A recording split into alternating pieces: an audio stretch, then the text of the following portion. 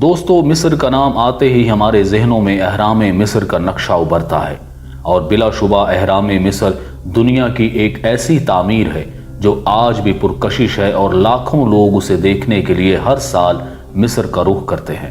मिस्र के शहर काहरा के करीब ही दरियाए नील के मगरिब में ये 3 मुसल्लस नुमा ऊंची पत्थर की इमारतें हजारों सालों से खड़ी हैं। इन्हें दुनिया के 7 अजूबों में से एक माना जाता है। ये तकरीबन 20 लाख पत्थरों से मिलकर बनाई गई हैं और 146 मीटर ऊंची हैं। इन इमारतों को आज से 4500 साल कबल फिरौनियों ने तामीर किया था। ऐसे दर्जनों अहराम मिस्र में मौजूद हैं, लेकिन ये 3 इंतहाई अहम और सबसे बड़े हैं जिन्हें ग्रेट पिरामिड ऑफ गीज़ा बोला जाता है।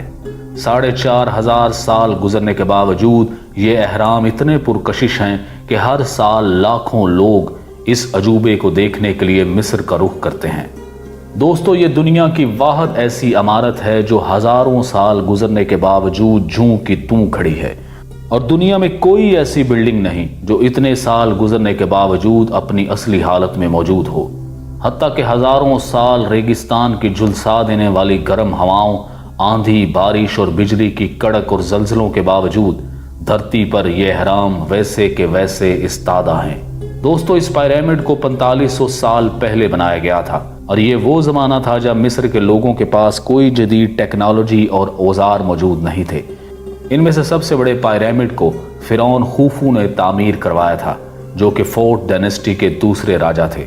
खूफू का ये पिरामिड दरियाए नील के मगरबी किनारे पर मौजूद है और इस पिरामिड के साथ 2 और भी पिरामिड मौजूद हैं, जिनमें से एक को द पिरामिड ऑफ खैफरे कहा जाता है।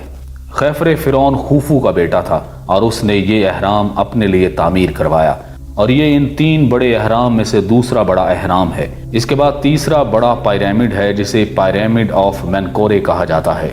इस तीसरे पिरामिड को खैफरे के बेटे ने बनवाया था, लेकिन इन तीनों पिरामिड या अहराम में सबसे बड़ा अहराम खूफू का अहराम है, जिसे the great pyramid of Giza बोलते हैं।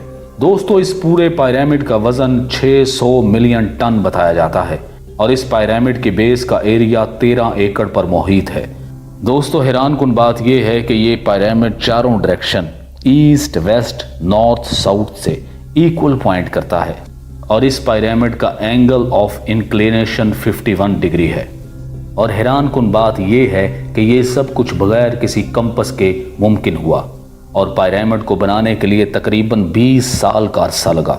दोस्तों, अब सवाल ये उठता है कि आखिर इस 146 मीटर ऊंचे पिरामिड को बनाना कैसे मुमकिन हुआ? कैसे इन बड़े पत्थरों को बराबर बड़े खूबसूरत तरीके से काटा जाता था और कैसे इस 2 टन पत्थर को बगैर किसी व्हील या पहिए के ऊपर ले जाना मुमकिन हुआ? दोस्तों, इस पिरामिड को बनाने के लिए कितने हजार टन लाइमस्टोन, ग्रेनाइट और मटार का इस्तेमाल किया गया।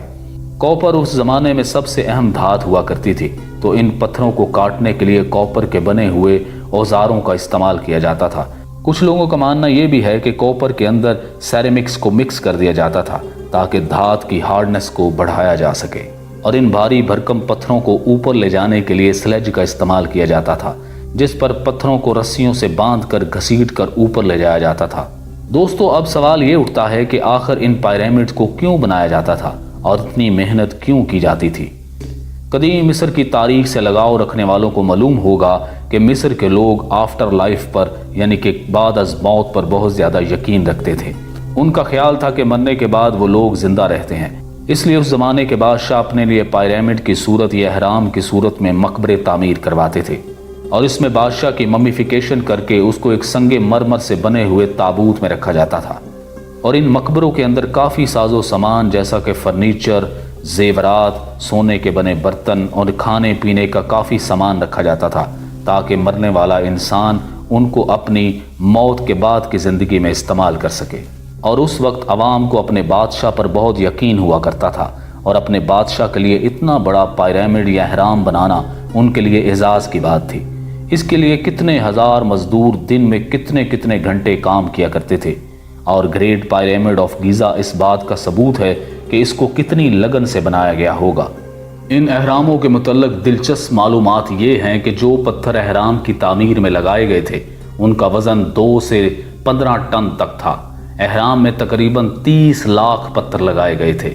فرعون کے کمرے کی چھت پر جو پتھر لگا ہے اس کا وزن 70 ٹن ہے، یعنی 70,000 کلو گرام، اور آج تک کوئی یہ حل پیش نہیں کر سکا کہ اس طرح بنانے والوں نے اتنا بڑا وزنی پتھر چھت پر کیسے لگایا۔ احرام کے اندر جانے کا راستہ ایک ستارہ یعنی شمالی پول کی سمت بتاتا ہے، اور اندرونی راستہ سائریس سٹار کی جانب اشارہ کرتا ہے، جس کا ذکر قرآن کریم میں سورہ نجم میں بھی آیا ہے۔ اگر آپ گوشت کا تازہ خون آلود ٹکڑا احرام کے کمرے میں رکھیں گے تو وہ سڑے گا نہیں بلکہ خشک ہو جائے گا۔ تینوں احراموں کی لائن آسمان میں چمکنے والے ستاروں بیلٹ آف اورین کے متوازی ہے۔ سال میں ایک دن سورج کی شعاعیں احرام کے اندر داخل ہوتی ہیں اور یہ دن فرعون کی یوم پیدائش ہے۔ احرام میں رکھی تلواریں اور چھریاں زنگ آلود نہیں ہوتی، حالانکہ ہزاروں برسوں سے وہ وہاں موجود ہیں۔ احرام کے چند کمروں میں بہت سے آلات بند ہو جاتے ہیں اور سائنسدان آج تک یہ راز حل نہیں کر سکے۔ ان احرام کے متعلق سائنسدان کہتے ہیں کہ جو باتیں آج تک پرانی چیزوں اور رازوں سے ملی ہیں وہ سمندر میں قطرے کے برابر ہیں۔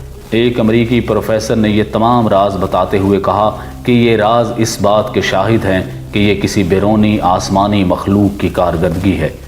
یعنی کچھ سائنسدانوں کا خیال ہے کہ ان احرام کو خلائی مخلوق نے یا UFO نے بنایا تھا، لیکن تمام تر شواہد اس بات کی دلیل ہیں کہ ان احرام کو انسانی ہاتھوں نے بنایا تھا۔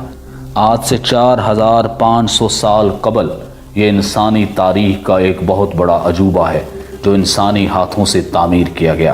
دوستو، آج کے دور میں آپ کو لگتا ہے کہ یہ دی گریٹ پیرامڈ آف گیزا ریت کے ٹیلوں کے درمیان واقع ہیں، لیکن جب وہ بنائے گئے تھے تو انہیں اس طرح رکھا گیا تھا کہ ان کی تصویر کا عکس دریائے نیل کے پانی پر پڑا۔ بہت سے سائنسدانوں کی رائے احرام مصر کی تعمیر کے بارے میں مختلف ہے۔ کچھ یہ سمجھتے ہیں کہ ان کو خوراک کو ذخیرہ کرنے کے لیے بنایا گیا تھا، جبکہ کچھ کا خیال تھا کہ یہ اس وقت میں بجلی گھر کے طور پر کام کرتے تھے، اور کچھ کا خیال تھا کہ یہ UFO یا خلائی مخلوق کے ساتھ کمیونیکیشن کے لیے بنائے گئے تھے۔ دوستو، آپ کو کیا لگتا ہے کہ ان پیرامڈ کو کیوں بنایا جاتا تھا؟ کمنٹ سیکشن میں لازمی بتائیں۔